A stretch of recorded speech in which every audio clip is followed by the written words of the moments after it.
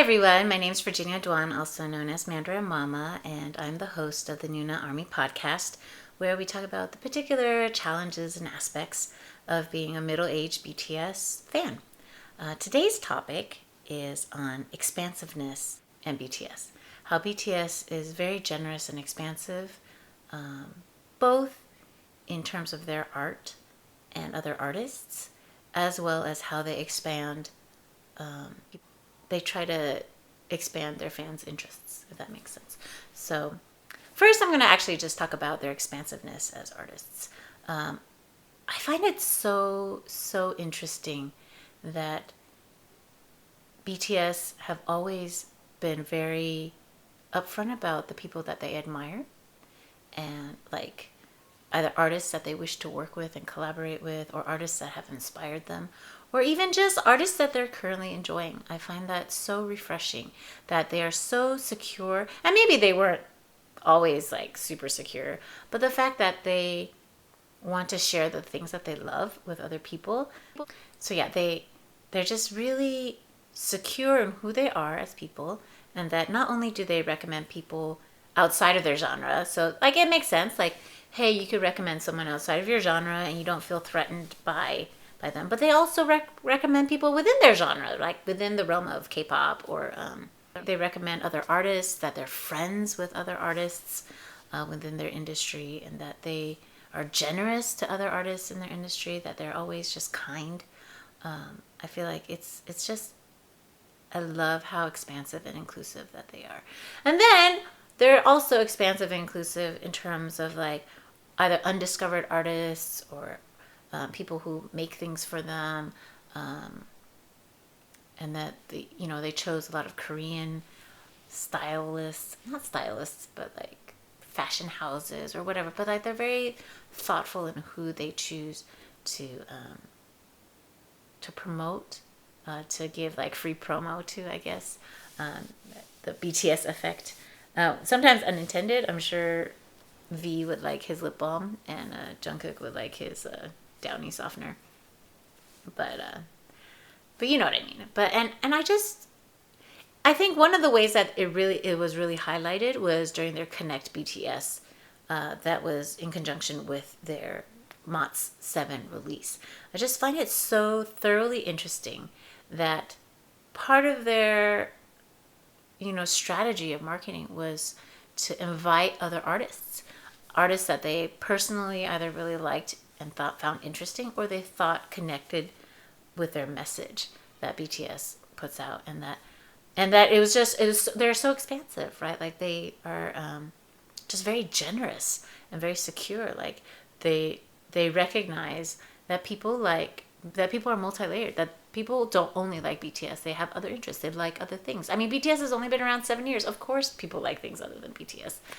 Even if you are 7 years old, even if you were born on June 12th, 2013, you have other interests other than BTS, right?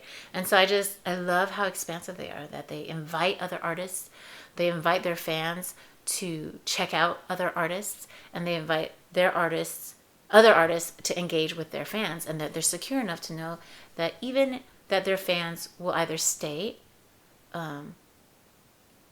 or embrace these new artists, or even if, I think Jungkook even said once that like even if you started off liking them and then no longer do, that he thanks us for the time that we did spend with them. So I just find that's just such a beautiful way to see things, and I've been trying to see that as well, because as a content creator, as a writer, I used to write and blog a lot about teaching our kids Chinese, like, and I still do that now, but not nearly as much as I used to.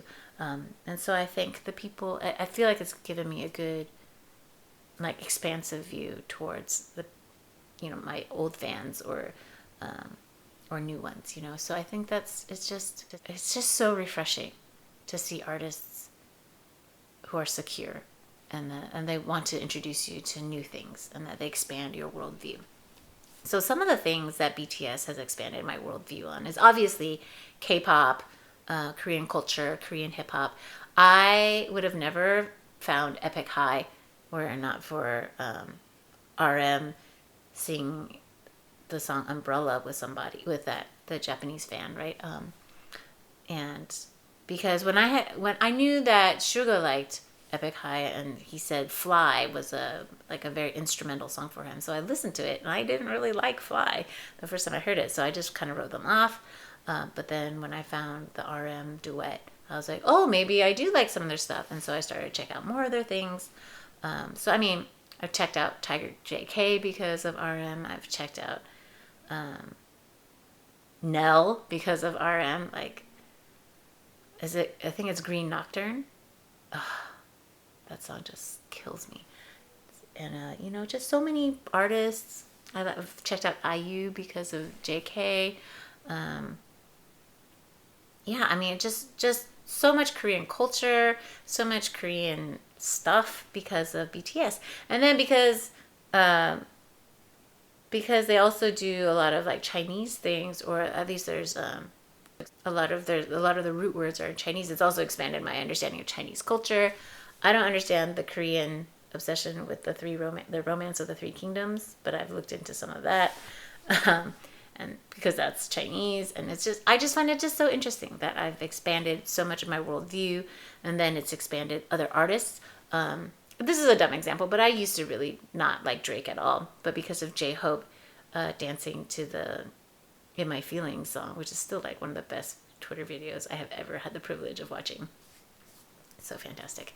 Because of that, like I started listening to Drake, and I started liking more and giving more of a chance. I still think his lyrics are really stupid. But whatever, like we have layers. We can listen to Drake. We can listen to Justin Bieber. I actually really do like Justin Bieber's music, as abysmal the lyrics are. I still like them. We can have layers, people. We can have layers. We can like lots of different things. And I just find that just so fascinating. Yeah, just expanding my worldview.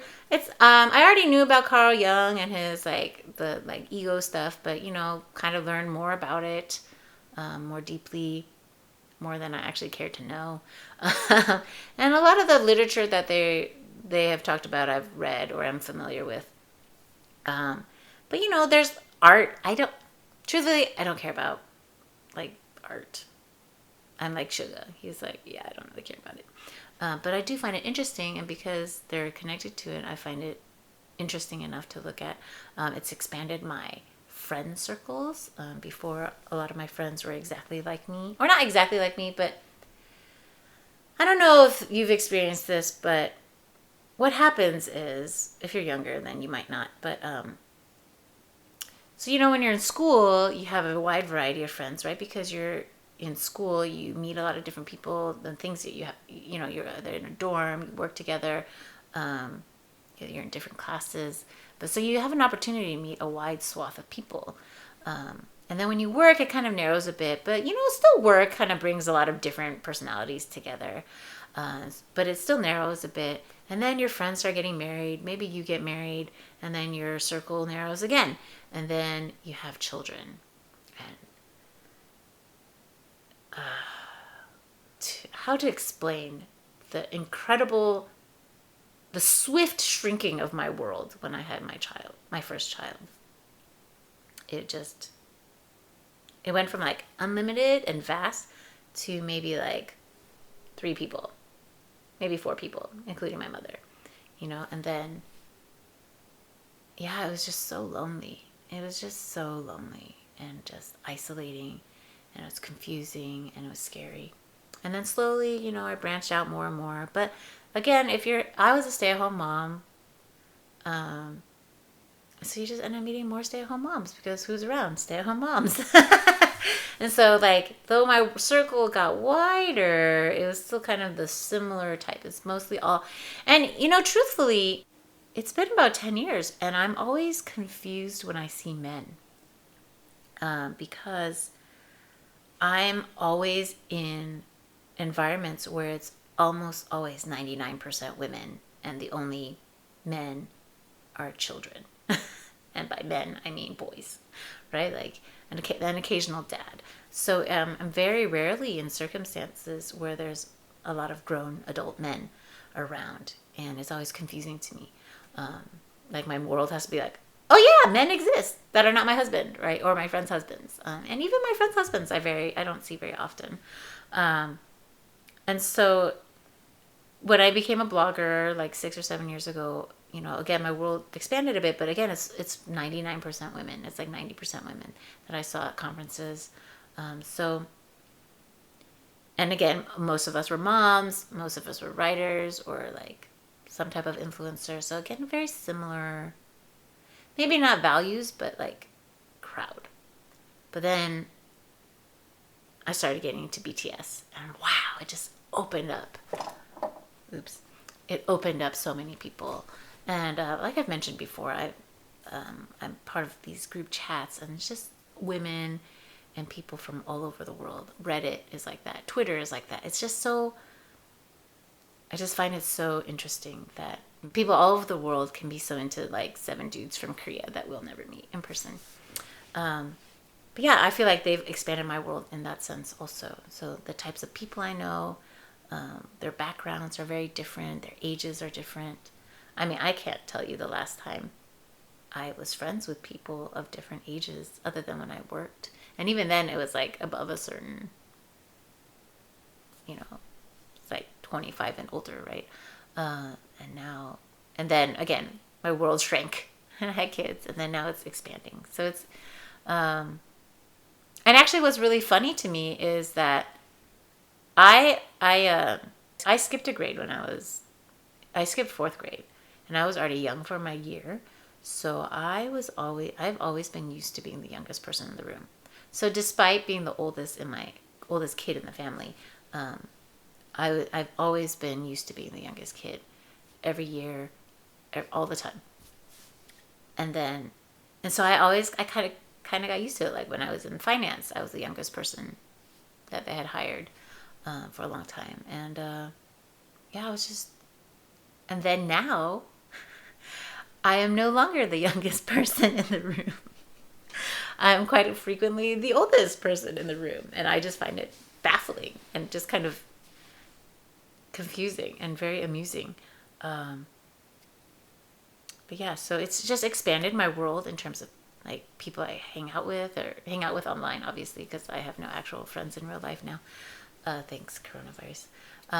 But yeah, so I feel like it's been expansive in that sense. So just the things that BTS has expanded in my world, it's been really cool. And then even things like webtoons, which I would have never gotten into, stupid things like that, or like TikTok. I only installed for their rare updates, right? But like I got involved with Twitter again because of BTS, or just trying Reddit because of BTS, joining Facebook groups that are only about BTS because of BTS, and got back into fanfics because of BTS. So I feel like my world has expanded because of BTS, and I'm really grateful for all even if I don't really care about Samsung or Hyundai or whatever, and now I know a lot about these products, so it's just very interesting to me that my world and my understanding of the world has expanded, and that I have learned so many new things and made so many new friends.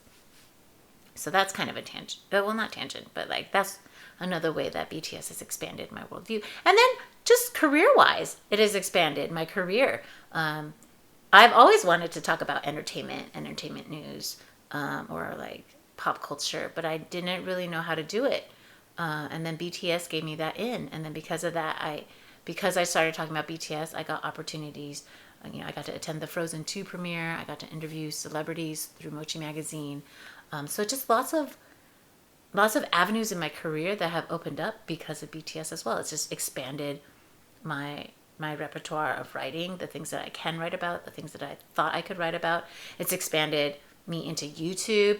Again, I've always wanted to do videos. I was just too scared, didn't know what topic, and I was just really scared. But because of BTS, I expanded into those things. So many things that they've expanded in my life that I've found very interesting. I felt really trapped sometimes by just only talking about Chinese and Mandarin, or feeling annoyed that, not annoyed, I was very grateful for the opportunities, but just like I'm interested in more things than Chinese, just like I'm interested in more things than BTS. But I found that Chinese and BTS have been really great avenues for me to talk about the things I actually care about. And they're really great metaphors for things in life and writing too. So I feel like it's expanded my world in that sense. And then part of what I find so fascinating about the expansive nature of BTS, again, with them promoting other artists, talking freely about the things that they love, and not always worrying about whether they're like officially paid, sponsored to talk about them, but just how secure they are with other artists, other singers, other K-pop groups, that they're friends with them, that they collaborate, that they're generous with their time, that like especially Suga and RM, I feel like, and Jimin, and I guess Jungkook, and V. Okay, all of them, except J-Hope, because we don't really know much about J-Hope, but I'm sure he also has his industry connections and everything, right? But like just how they're just so kind and generous, and how they use their influence for good and for the social good, and for not selfishly. And not that I'm I mean, I am a selfish person. I feel like all of us are self-interested, right? But we kind of have to be to survive in this world. But and I, for one, have never been. I don't like drama. I used to like drama, but I really don't now anyway.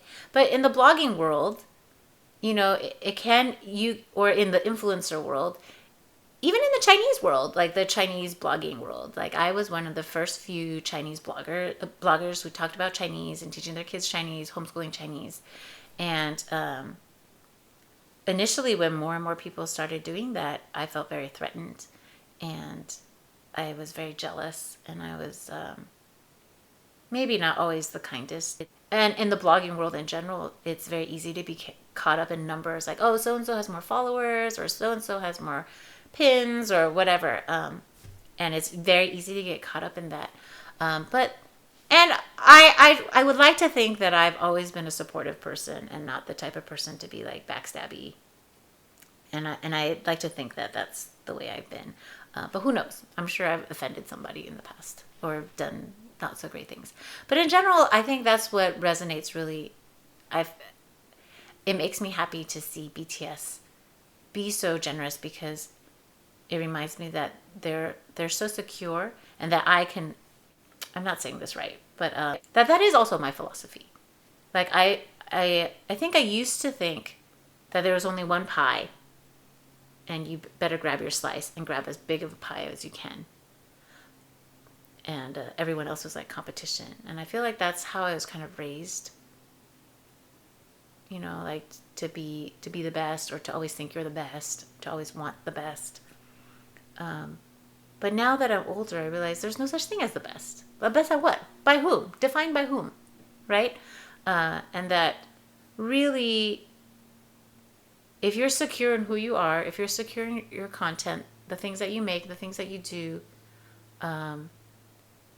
that there's more than one pie. There's infinite pies. There's infinite pies. And that you cannot be threatened by other people, because there's only one you. And no one can steal you. Or they can have a simulacrum, but it's not you, right? And that the people who are attracted to you and the things that you make, it's to your you-ness, right? And so the things that so like BTS understands that, I feel. Like they really embody this generosity of spirit, and this like security in who they are as artists and as people. And maybe they've not always been that way, but it's still the image that they project, right? And I like to think that I emulate that. Like so in the blogging world, right, there's so many blogs. There's so many mom blogs. There's now so many people talking about Chinese.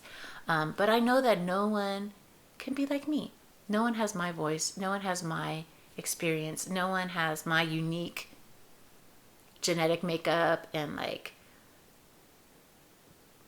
the way I talk, or the way I present things, or the way I am. And so now I'm really excited when I see new Chinese bloggers, because I feel like the reason is because I used to feel threatened, but now I'm like, no, we are not monolith. Chinese, Taiwanese people, people of Asian descent, we're not monolith. So if there can be like a million white ladies talking about pie, there can be a million voices talking about Chinese and teaching their kids Chinese. And in reality, that's great, because the more people who talk about it, that means there's more resources for me to draw upon. And I'm so grateful that there are other bloggers like Chalk Academy or, Fortune Cookie Mom, because like they create content that I hate creating.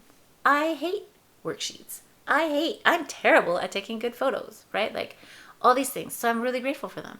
And then, or like blogging or like YouTube reactions or BTS things. Like I'm so, like, one of the reasons why it took me so long to, react to things or to talk about BTS was because I was like, oh, who needs another voice? Who wants to hear my voice? There's so many great reactors out there. I mean, I really got into BTS because of BrizLife. I love his reaction videos. I think he's fun and he's funny. He's exciting. He's engaging. I love FO Squad. I love like Honi and Koni. I think I'm saying it. Kyoni TV, right? And then DK TV. I know people have canceled them, but whatever. I love React to the K.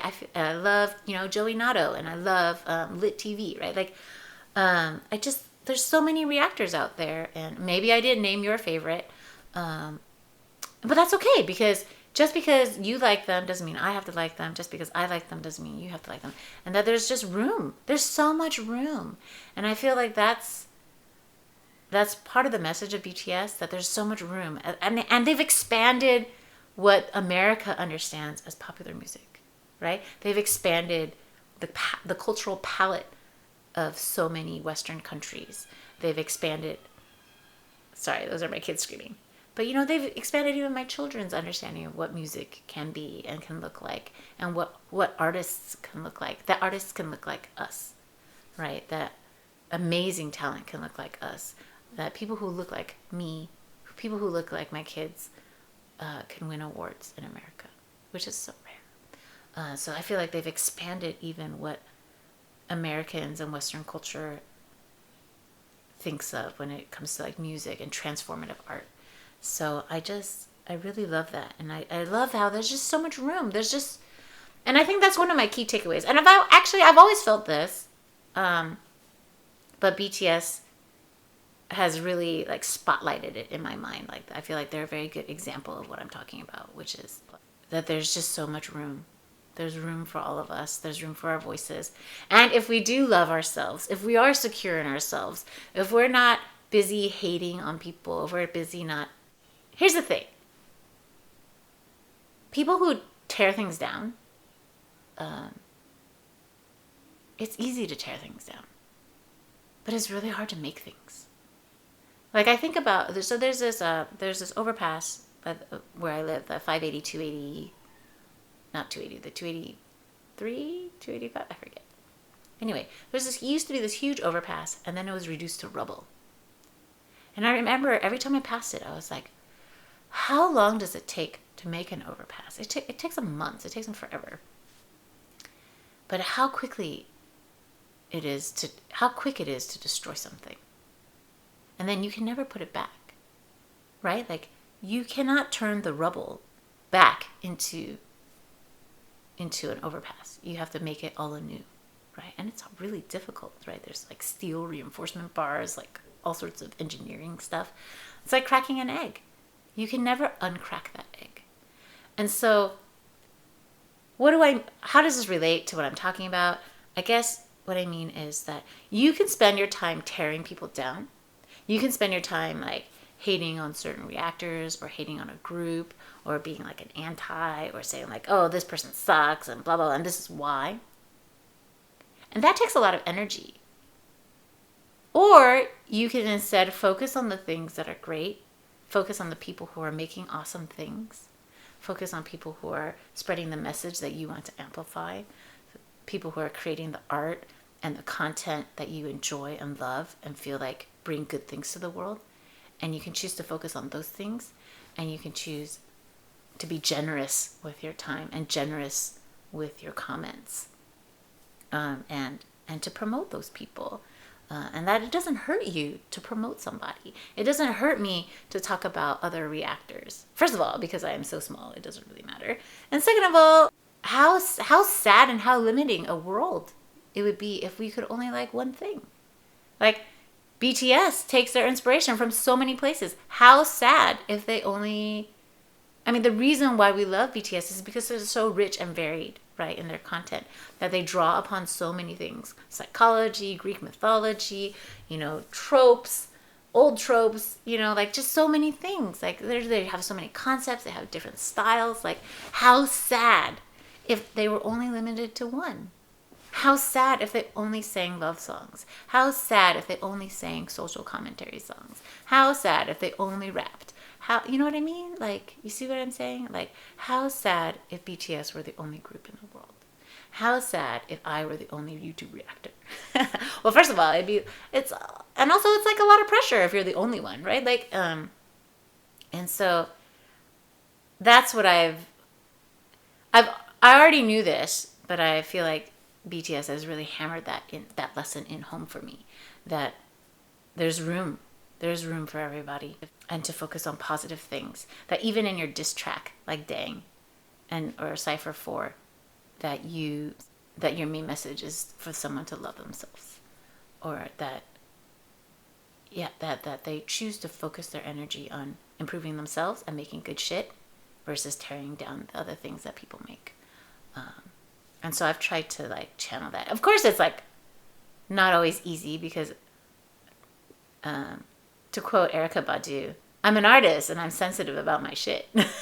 Right? So, of course, there's times when people give me feedback, whether it's on writing or something like some reaction or something, and I'm like, I'm bristly about it and I'm mad.